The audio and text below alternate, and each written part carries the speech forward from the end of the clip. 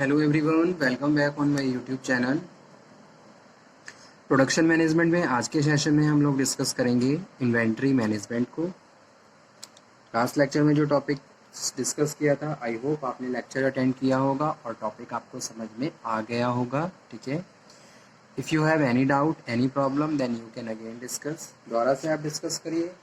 और किसी भी टॉपिक में, प्रोडक्शन मैनेजमेंट के किसी भी यूनिट के किसी भी टॉपिक में कोई भी प्रॉब्लम हो तो आप उसको डिस्कस करो। ठीक है, जो भी इंपॉर्टेंट क्वेश्चंस मैंने आपको time to time note down करवाए हैं आप उनको रिवाइज करिए और जो भी प्रॉब्लम आ रही है उसको दोबारा से डिस्कस कर सकते हैं। ठीक है, so now come to today's topic, that is inventory management now. And first of all we are going to start meaning and definitions. तो सबसे पहले ये समझेंगे क्या मीनिंग होता है और क्या डेफिनेशन होती है इन्वेंट्री की। ठीक है, इन्वेंट्री मैनेजमेंट से पहले समझना होगा इन्वेंट्री का क्या मतलब है। Inventory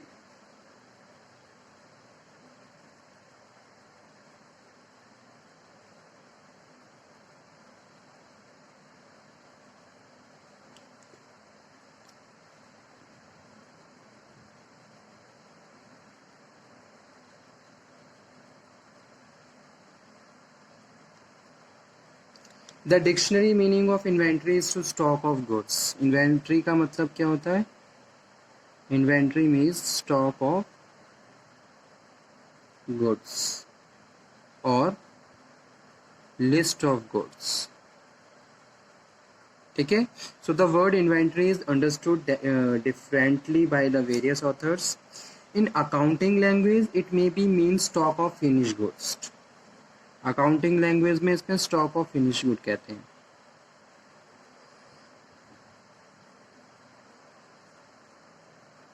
stock of finished goods.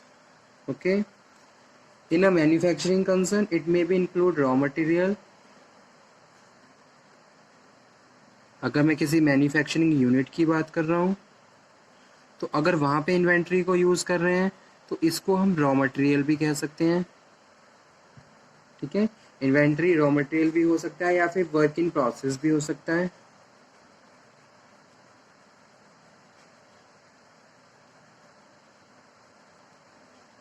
And store. ठीक है, so to understand the exact meaning of the word inventory we may be studied to from the user's side. Okay, side of point of entry in the operations, किस तरीके से operations में use किए जा रहे हैं। So according to the International Accounting Standard Committee,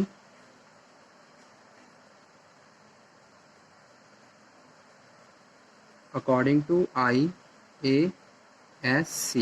IASC stand for International Accounting Standard Committee, define inventory as tangible property. Inventory क्या है? टेंजेबल प्रॉपर्टी है कंपनी की। Okay, held for sale in the ordinary course of business, in the process of production,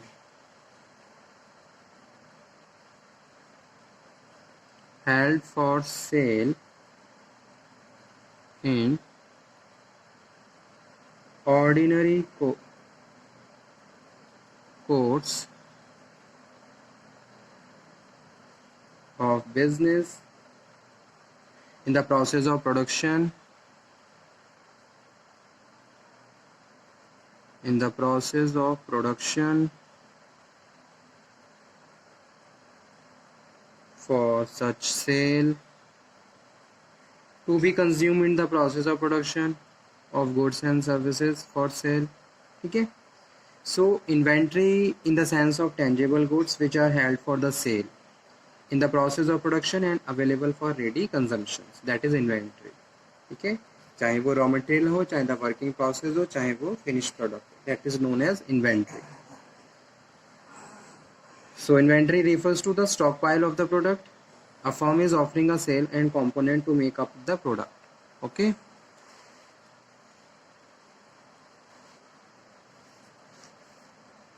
तो यहाँ पे एक definition लिख देता हूँ.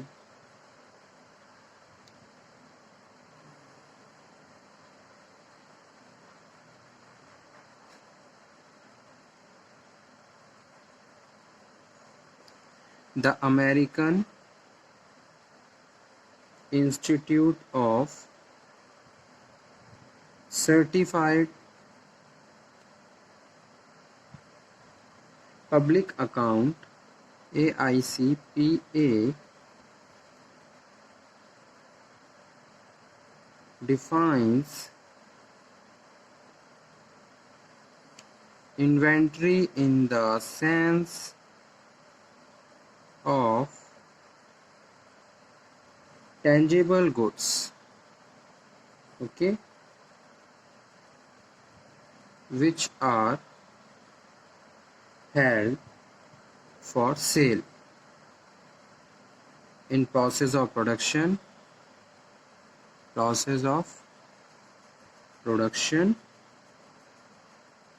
and available for ready consumption. तो इन्वेंट्री को तीनों ही पार्ट्स में हम यूज़ कर रहे हैं कि भाई अगर रॉ मटेरियल है तो मैन्युफैक्चरिंग में उसको भी इन्वेंट्री कहते हैं, वर्किंग प्रोसेस में चल रहा है that is also known as inventory, और प्रोडक्ट कंजम्पशन के लिए रेडी है तो उसको भी इन्वेंट्री में इंक्लूड किया जाता है, ठीक है।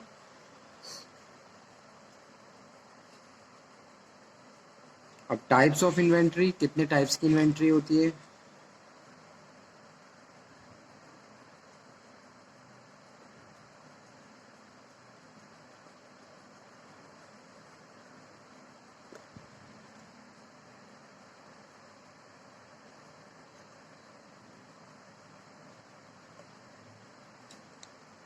टाइप्स ऑफ इन्वेंट्री में फर्स्ट वन है मूवमेंट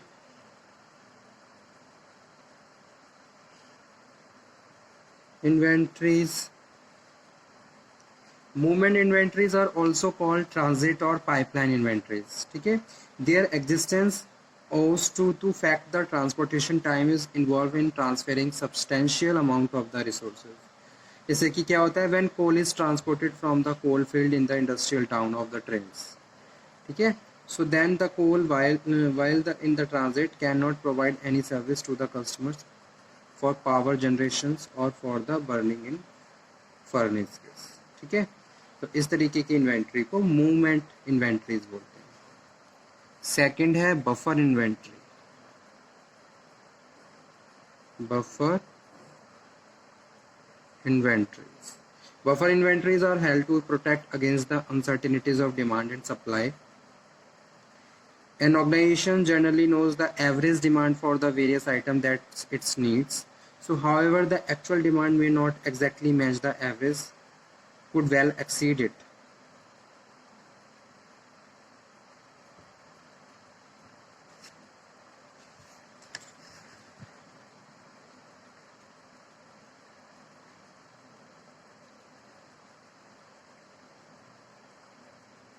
ठीक है।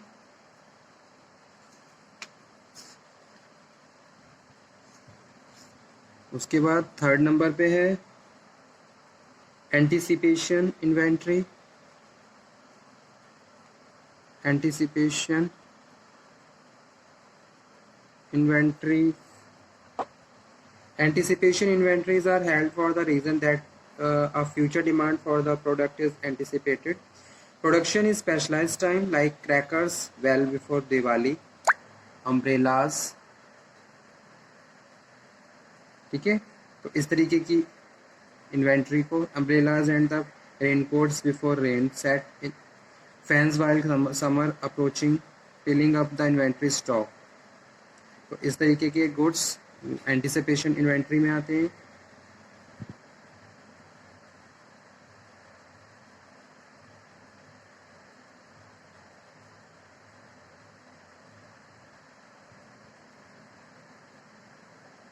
फोर्थ नंबर पे है डीकपलिंग इन्वेंट्री।